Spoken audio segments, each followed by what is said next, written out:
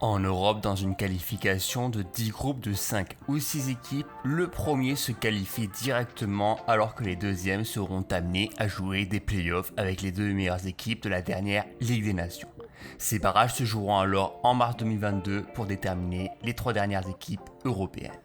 Dans ce groupe A de 5 équipes, au bout de 6 journées, la Serbie et le Portugal se tiennent à seulement 1 point. Le dernier match de poule de novembre entre ces deux nations déterminera le futur qualifié. On se souvient très bien de la polémique lors du premier match où ces deux nations s'étaient séparées sur un match nul de partout après un but injustement refusé pour Cristiano Ronaldo. Espérons que cette erreur ne soit pas lourde de conséquences pour la Seleção de Santos. Dans ce groupe B, petite surprise puisque c'est la Suède qui est en tête avec 15 points et qui a 2 points d'avance sur l'Espagne.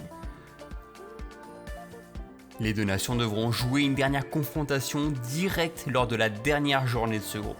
On se souvient très bien que lors du match aller, la Suède avait pris l'avantage grâce à un but de Alexander Isak à domicile 2-1.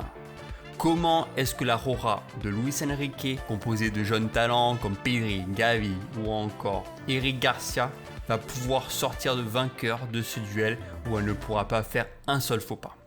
Étonnante Nati qui concourt dans la même catégorie que les derniers champions d'Europe italiens. Avec le même nombre de points en 6 matchs, la Suisse va pouvoir titiller la Squadra Azzurra jusqu'au bout. Sachant que les deux nations vont avoir un match décisif le 12 novembre prochain. Pour rappel, les deux nations s'étaient quittées sur un match nul, 0-0. Dans le groupe D, malgré un jeu peu convaincant et des résultats poussifs, la France a su bénéficier des faux pas de la Finlande, de l'Ukraine ou encore de la Bosnie pour rester en tête avec seulement 12 points en 6 journées. Cependant, avec leur forme actuelle, les hommes de Didier Deschamps n'ont besoin que d'une seule victoire pour obtenir leur ticket direct pour la Coupe du Monde au Qatar.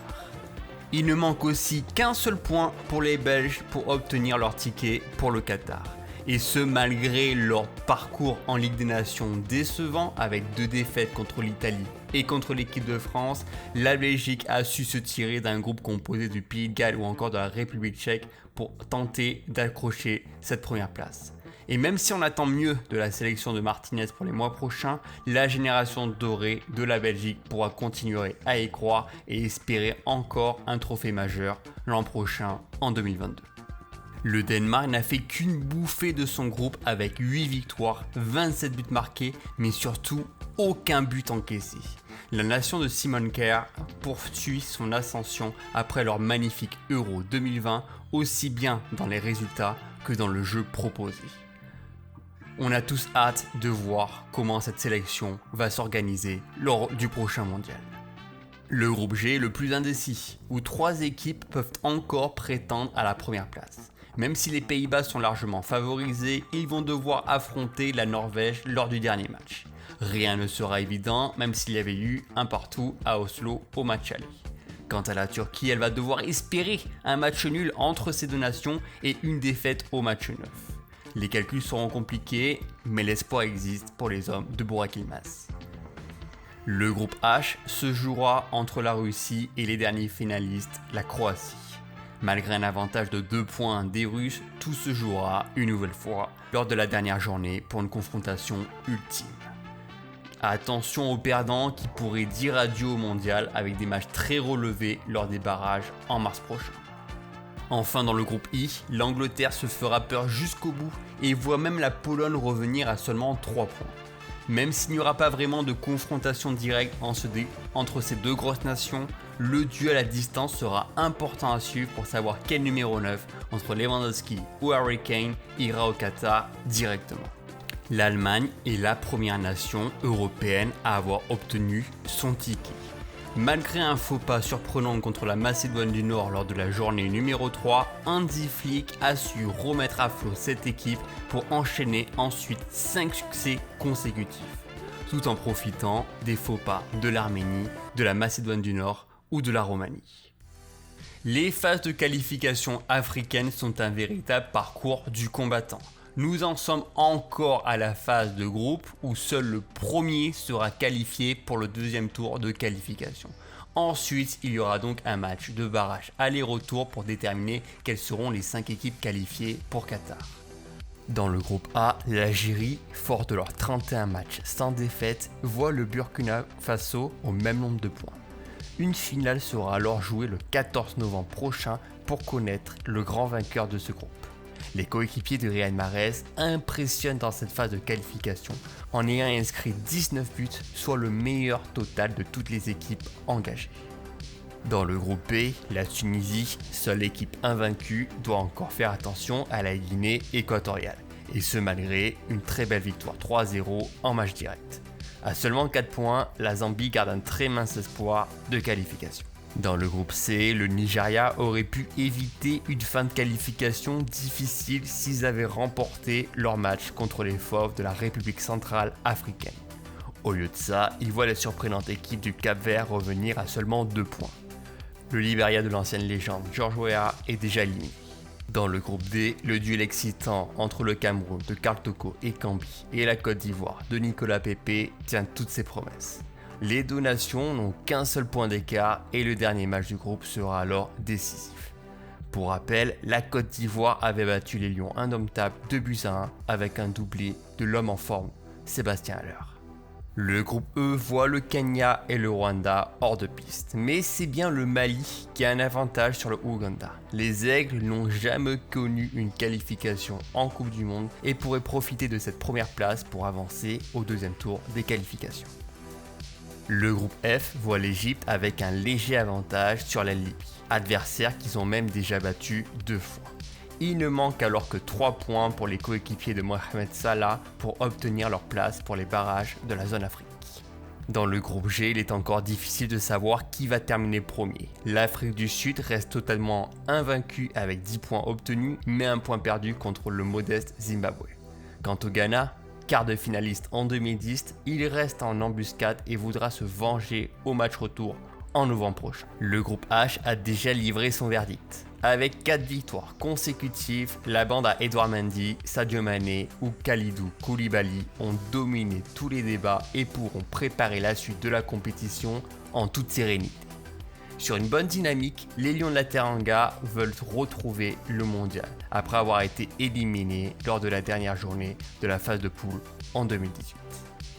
Le groupe I est dans le même cas de figure pour le Maroc avec 4 victoires en autant de matchs. Les hommes de Vaïd Halilovic ont su bénéficier d'une efficacité offensive de 14 buts et d'une défense de 1 seul but encaissé. S'ils veulent revoir le mondial après leur élimination polémique en 2018, il faudra tout donner en mars prochain. Le groupe J est le plus disputé, où après 4 journées, les 4 équipes encore en liste peuvent encore espérer récupérer la première place du groupe. Léger avantage au Bénin et à la Tanzanie avec 7 points chacun. Mais attention, il ne faut pas oublier la République du Congo de Cédric Bakambu qui garde des atouts de taille dans la lutte finale. En Océanie, même si les chances sont minces pour les 11 nations du continent, les tours de qualification commencent réellement en mars 2022. Le vainqueur jouera alors un mini-tournoi appelé Playoff Intercontinental de 4 équipes entre des nations asiatiques, sud-américaines et nord-américaines. En Asie, seul continent qui a besoin de 4 tours de qualification pour récupérer son ticket. Actuellement, nous en sommes au 3e tour de qualification où seules 12 nations divisées en 2 groupes sont encore en ligne. Étant encore au début de ces phases de qualification, dans le groupe A, l'Iran et la Corée du Sud, 2 nations déjà qualifiées en 2018, se tiennent en seulement 2 points. D'ailleurs, les 2 équipes se sont quittées sur un match nul 1 partout avec un but de leurs stars respectifs, Heung-min Son côté Corée et Yeon Bak côté Iran. Un groupe A relativement à leur portée avec des nations novices comme l'Irak ou le Liban. L'autre groupe est beaucoup plus intéressant puisque c'est bien l'Arabie Saoudite qui culmine au sommet avec 4 victoires de rang. L'Australie suit le pas avec 9 points. La surprise et la déception est sûrement la 4e place du Japon et le plus petit ratio de buts marqués dans ce groupe qui a eu du mal à démarrer leur qualification avec notamment une défaite contre Oman. Néanmoins, leur victoire récente contre l'Australie leur permet de rester en vie. Il reste encore 6 matchs à jouer dans ces qualifications qui se termineront aussi en mars. En Amérique du Nord, dans un groupe final de 8 équipes, rassemblant entre autres le Mexique, les États-Unis, le Canada ou encore le Costa Rica, seules les 3 premières nations seront directement qualifiées. La 4e nation devra jouer le match de barrage intercontinental. Au terme des 6 journées, toutes les équipes ont pu au moins prendre un point.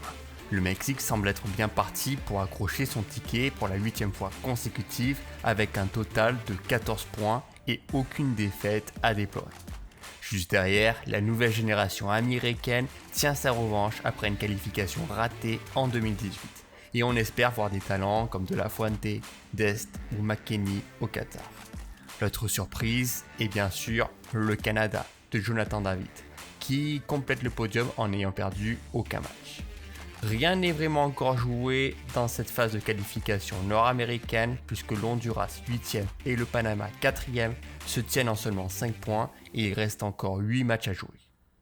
En Amérique du Sud, dans la zone CONMEBOL et dans un groupe de 10 pays, les 4 premières sont directement qualifiées alors que la 5e équipe ira dans le tournoi intercontinental. L'intensité des matchs et les longs trajets entre les différents pays font une phase de qualification compliquée pour tout le monde.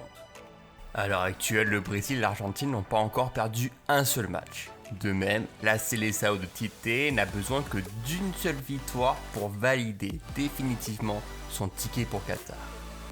L'Argentine de Messi impressionne depuis son titre en Copa América l'été dernier. Les victoires s'enchaînent et le jeu semble plus fluide sous les ordres de Scaloni.